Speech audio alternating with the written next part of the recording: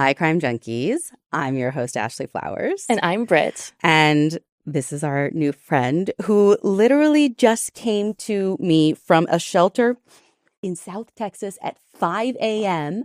So my lovely new little girl doesn't even have a name yet. Feel free to drop suggestions in the comments. This is our new Audio Chuck pup. We love her. She came from a shelter called Who Saved Who, if you want to make a little donation in the name of our old friend Chuck. But she's already bringing a lot of healing to my heart and to the office. Mm-hmm. And so she seems pretty chill. Again, I'm only 2 hours into this new form of motherhood. And if she is, I think you'll be seeing her on a lot more recordings.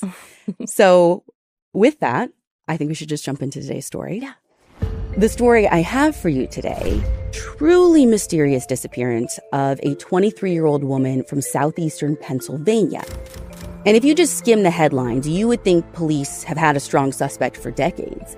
A twice convicted killer who actually knew our victim. However, we got our hands on this woman's diary, and she wrote of not one, but two love triangles that might actually lead to a break in this case.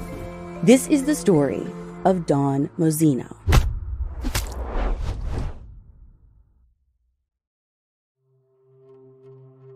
One day in June 1989, a woman in the Philly suburbs named Kathy sees a report of a missing young woman.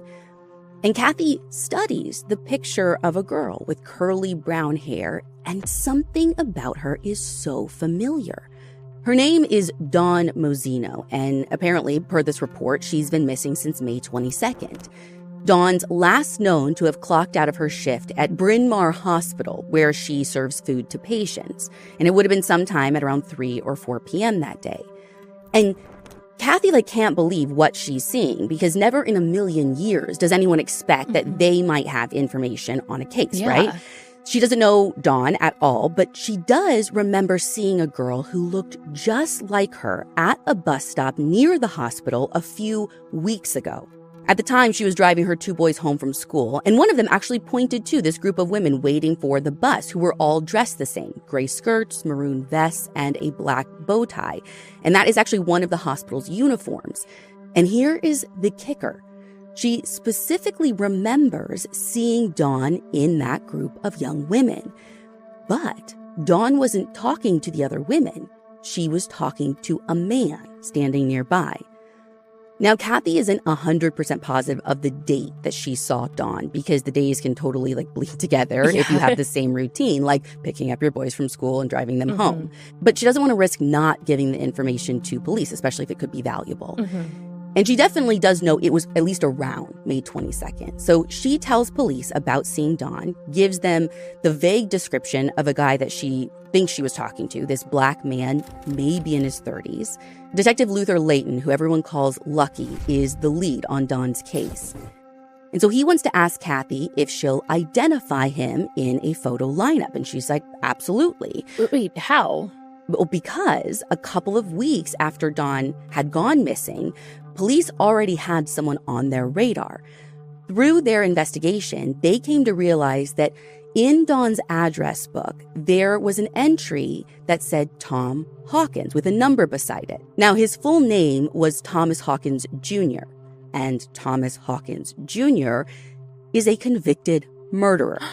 9 years before, he sexually assaulted, stabbed, and strangled a 15-year-old girl named Karen Stubbs. This was in 1980. And Britt, he only served 6 years for that. 6? I know. It seems like prosecutors couldn't prove premeditation for first-degree murder. That's why they ended up offering him a deal for third degree in exchange for a guilty plea. But still, 6 years is astounding to me. This man is clearly dangerous. So, okay, did Dawn just run into this guy once, or did she, know him? She knew him. I mean, at least that's what her mom said. They actually worked together 3 or 4 years before at a local rehabilitation center. And what's wild is, when they worked together, this dude bullied her. One day, Dawn's sister, Kath, had to come pick Dawn up from work because, quote, someone was being nasty to her. Turns out it was this guy. After this, Kath went and gave Hawkins a piece of her mind.